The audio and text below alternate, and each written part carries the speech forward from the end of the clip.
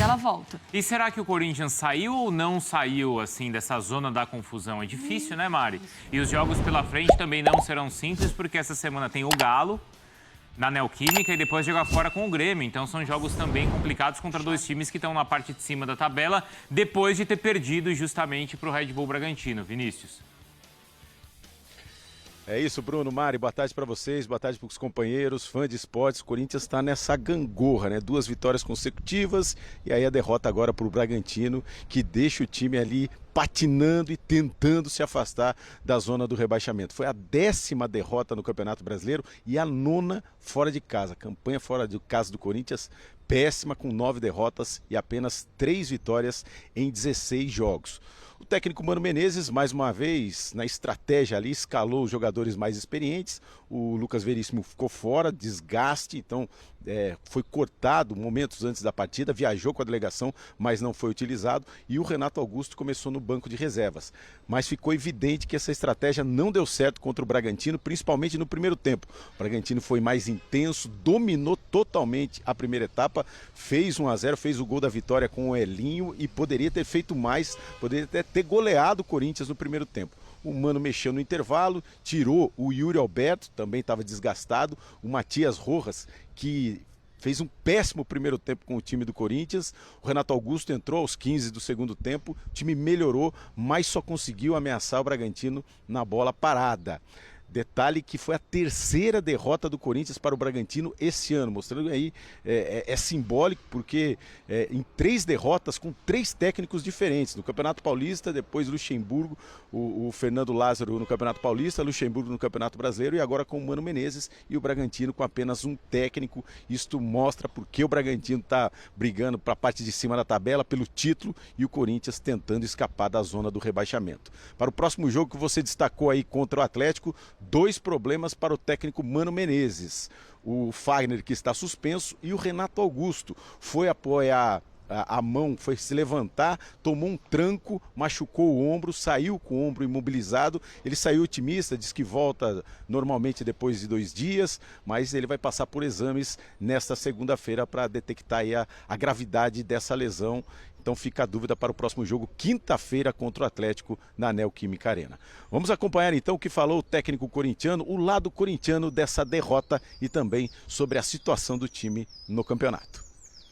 Acho que não jogamos bem o primeiro tempo, tivemos muita dificuldade. O adversário impôs o jogo contra a gente, né? A gente sabia como era difícil jogar. Mesmo impondo, a gente foi neutralizando, não dando tantas oportunidades de chegar na nossa área para o Cássio ter que fazer alguma defesa. Tomamos um gol numa bola de uma felicidade extrema, né? Um chute maravilhoso. Creio que o primeiro tempo a gente não conseguiu ir bem, até pela qualidade da equipe adversária. No segundo tempo a gente até criou, tentou criar oportunidades, mas não conseguiu fazer o gol de empate. Na verdade, o objetivo não mudou em momento algum. Eu falei isso depois do último jogo. Não adianta dar o passo maior que a perna. Nosso objetivo é atingir os 43, 44, né, que eu acredito que vai resolver, para depois pensar em outro objetivo. E a gente tem, inclusive, o desempenho do Corinthians nos 2 tempos contra o Red Bull Bragantino. No primeiro tempo, com uma posse de bola muito baixa, de 38%, 5 finalizações.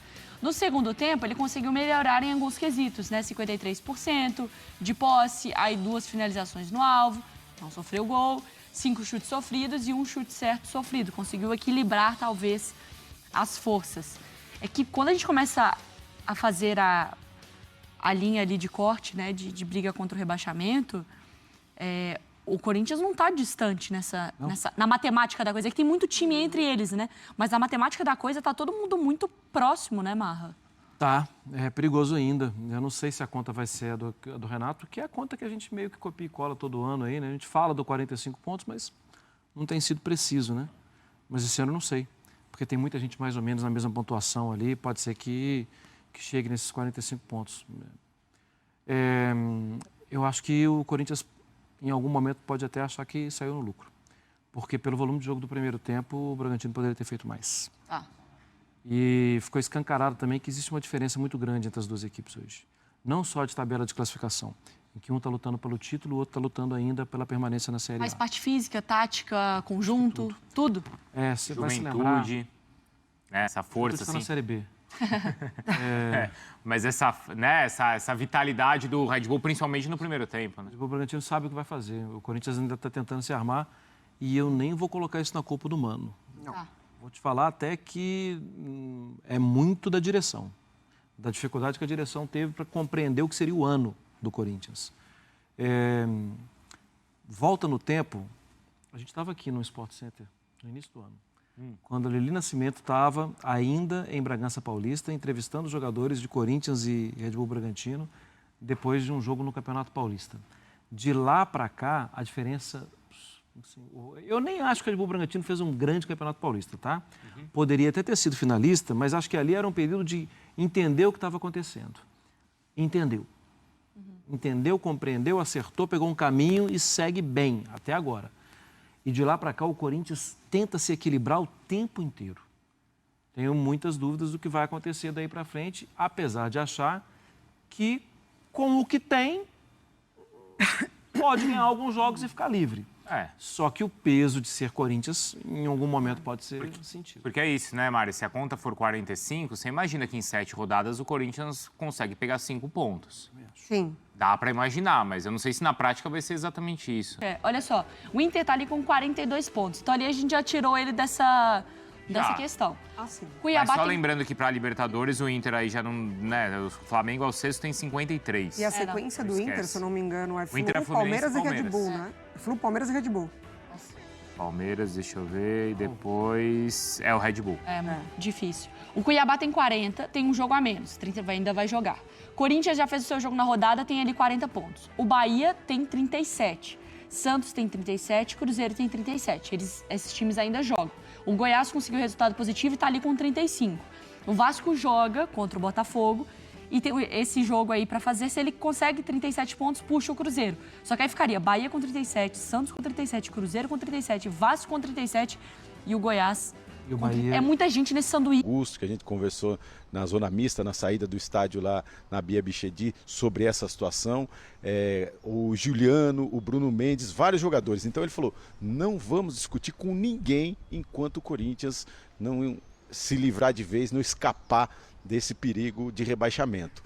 Vocês falaram aí dos pontos, né, que precisa para poder escapar de vez do rebaixamento. O Corinthians trabalha com 45. Segundo o Departamento de Estatística, de Matemática e Estatística da Universidade de Minas Gerais, com 45 pontos tem 17% ainda de chance de ser rebaixado. Então 46 livra de vez, mas é jogo a jogo, como falou o Mano Menezes. O que preocupa é essa estratégia do treinador, que vai apostar nos jogadores mais experientes. Às vezes dá certo, às vezes também não dá certo, como aconteceu neste jogo contra o Bragantino. Foram 6 jogadores com mais de 30 anos e o Bragantino só tinha o Sacha com mais de 30, que tem 31, um time muito jovem, com média de idade de 25 anos, e o Corinthians sofreu demais.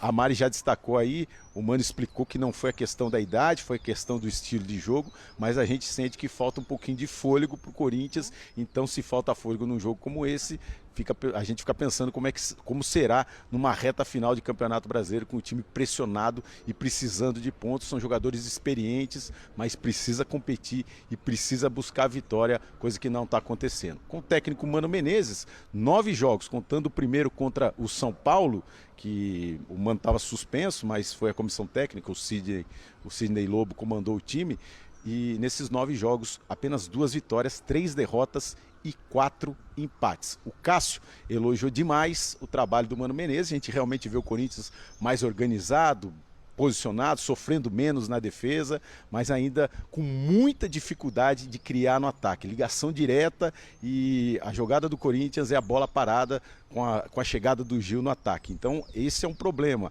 esse desempenho ofensivo do Corinthians nessa reta final de Campeonato Brasileiro. Vamos ver se o Mano consegue uma solução para esse time, já que ele organizou a defesa, parou de perder, mas agora precisa também vencer os jogos, somar pontos para escapar de vez desse perigo do rebaixamento. Bruno.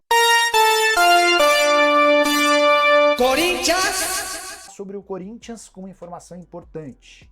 Timão não deve definir nada a respeito das renovações de contrato dos seus atletas na gestão do Willian Monteiro Alves. O atual presidente quer deixar para o próximo presidente a decisão sobre permanecer ou não com 10 atletas cujos vínculos se encerram em 31 de dezembro. 10 jogadores é coisa pra caramba. Bora pra lista. Bruno Mendes, Gil, Léo Santos, Fábio Santos, Cantilho, Maicon, Renato Augusto, Juliano, Paulinho e Juan Oliveira.